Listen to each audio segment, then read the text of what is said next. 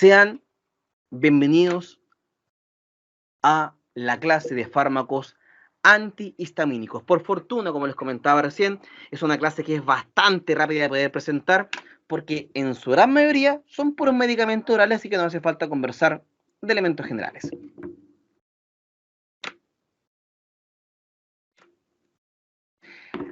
Nuestro organismo tiene reacciones de hipersensibilidad. ¿What? ¿Qué significa eso?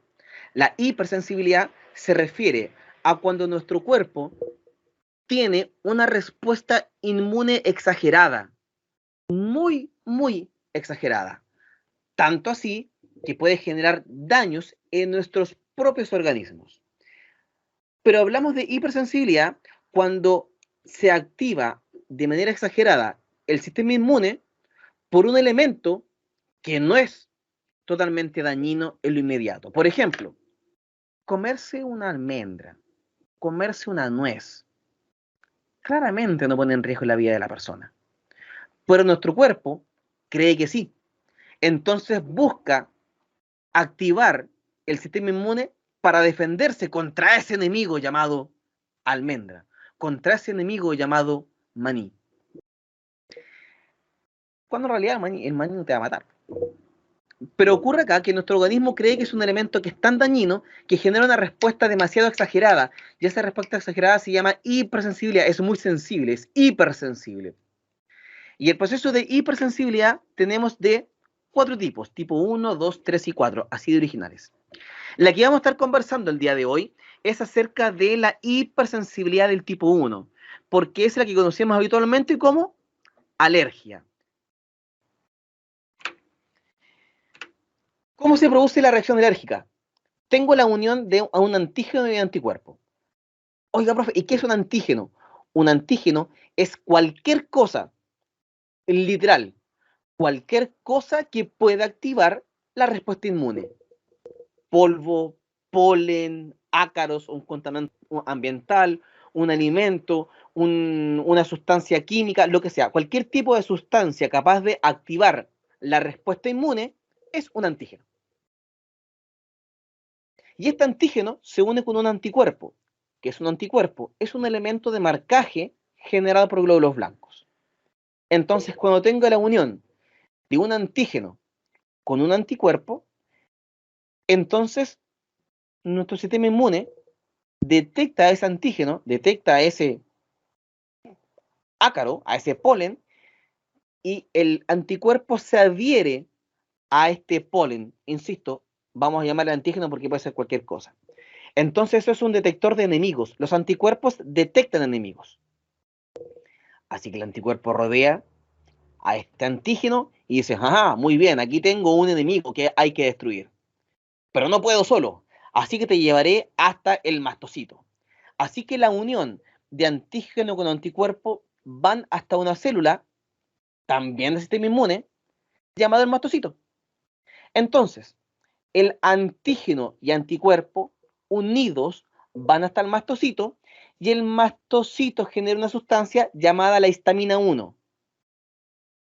Parece que por ahí va la cosa. ¿Cómo se llaman los medicamentos antialérgicos? Se llaman antihistamínicos. ¿Y qué me genera el mastocito? Histamina. Ah, ya sé entonces, los medicamentos antihistamínicos son aquellos medicamentos que van a buscar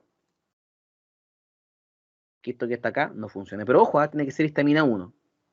Tienen que decirlo de manera específica y explícita. Histamina del tipo 1. Porque la histamina 2 está relacionada con el sistema digestivo. Para no confundirse.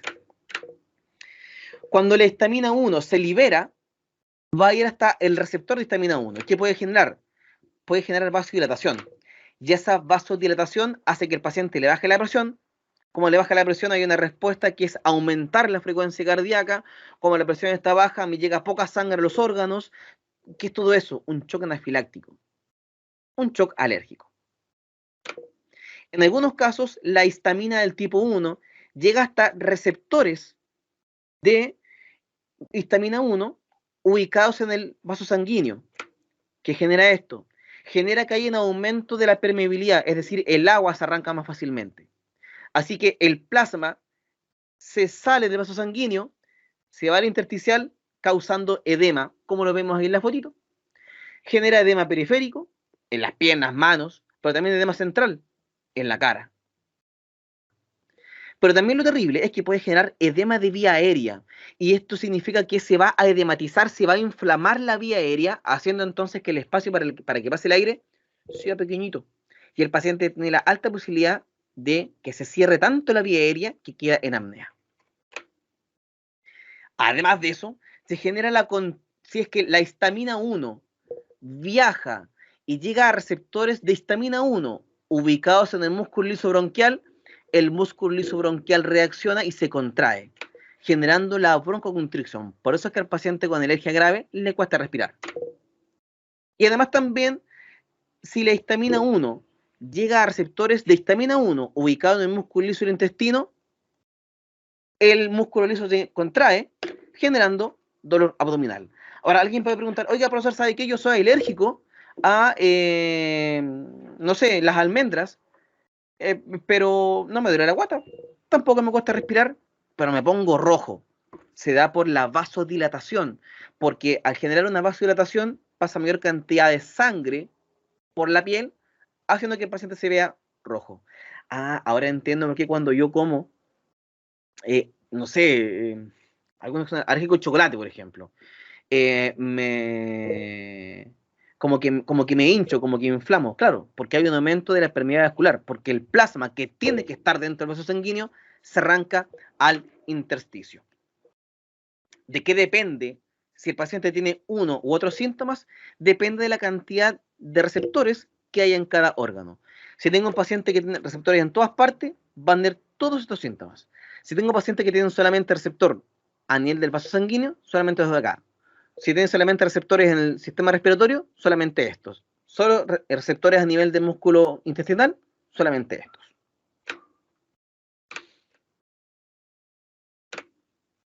Por lo tanto, ¿qué vamos a hacer? Si nosotros queremos que al paciente no le pase esto, bueno, démosles un medicamento antihistamínico, obvio. ¿Cómo se produce esto? Fíjense bien, el paciente tiene entonces exposición a un elemento alérgeno que puede ser ingresado por la nariz, por la boca, por la piel. En este caso el ejemplo es únicamente a través de la nariz. Llega entonces el polen que genera anticuerpos. Este antígeno, que es el polen más el anticuerpo, van hasta el mastocito, como lo estamos viendo aquí. El mastocito genera histamina. Ya va a salir ya la histamina. Ahí entonces tengo antígeno, anticuerpo. El mastocito, ¡pum!, despierta. El mastocito libera la histamina y la histamina va hasta el receptor de histamina, y según sea la ubicación geográfica del receptor de histamina, va a generar algunos de los síntomas que acabamos de comentar. Yo creo que más claro no puede ser.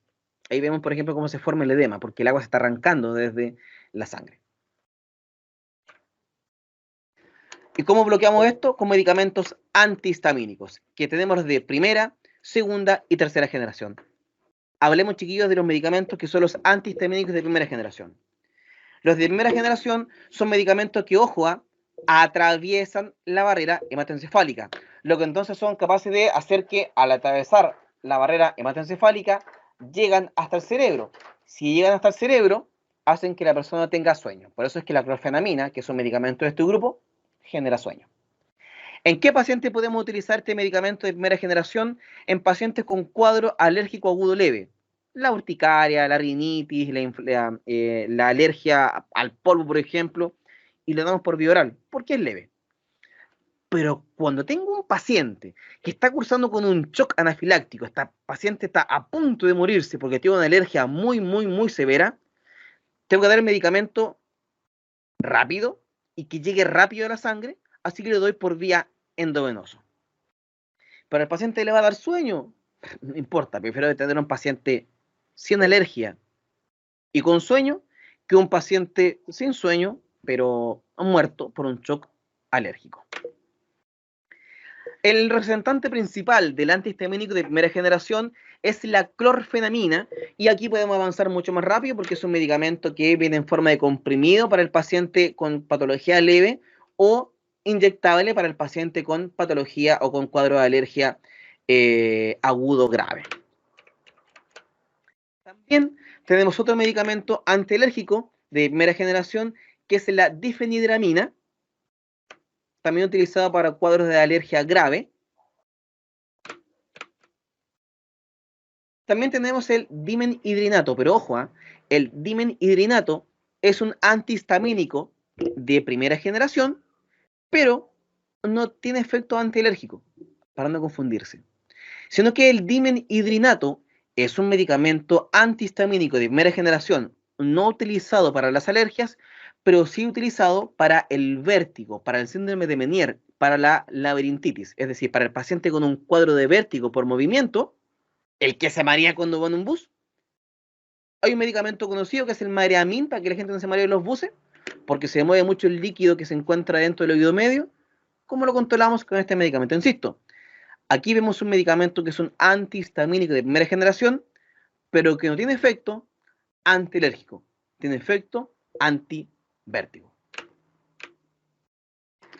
Luego aparece el medicamento antihistamínico de segunda generación, que aquí aparece la loratadina, medicamento que viene en forma, medicamento que por cierto no cruza la barrera hematoencefálica, por tanto no genera sueño. Oiga, profesor, es que a mí yo tomo loratadina y sí me genera sueño. Hay casos donde este medicamento sí logra atravesar la barrera al cerebro, pero es la minoría de los pacientes. Existen, pero son poquititos. Lo que sí es importante destacar que el medicamento antihistamínico de segunda generación es solo para pacientes agudos leve o para la prevención de cuadros alérgicos leves. ¿Y por qué no lo podemos utilizar para pacientes graves?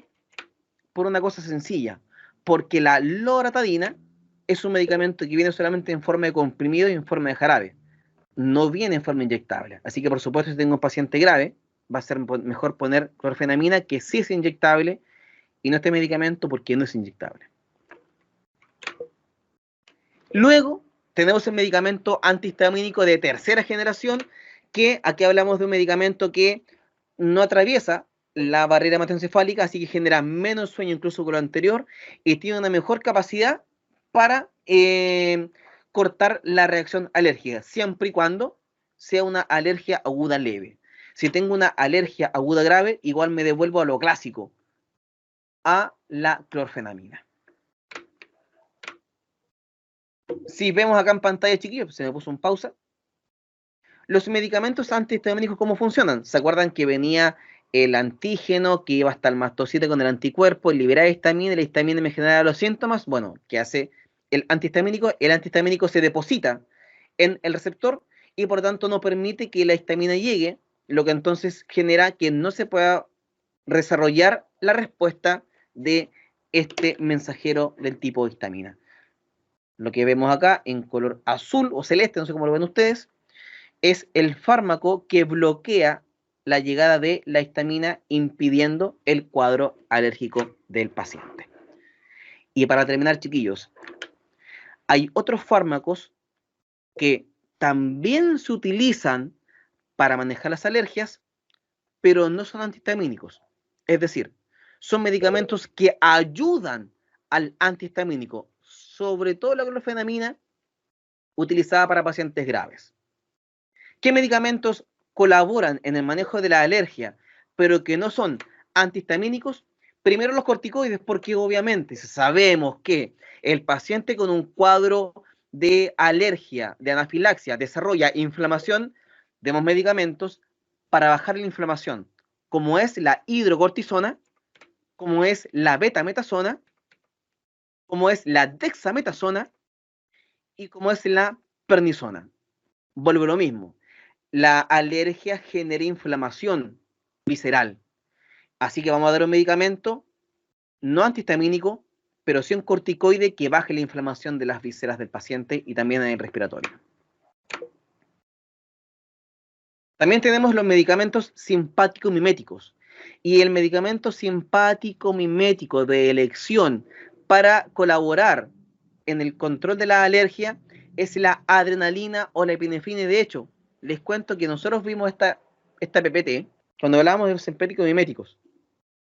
Y habíamos dicho que la epinefrina, además de ser utilizada para el paciente en paro, además de permitir la dilatación de los bronquios porque son simpático mimético, también permite que haya una contracción de los vasos sanguíneos que se inflamaron producto de la alergia.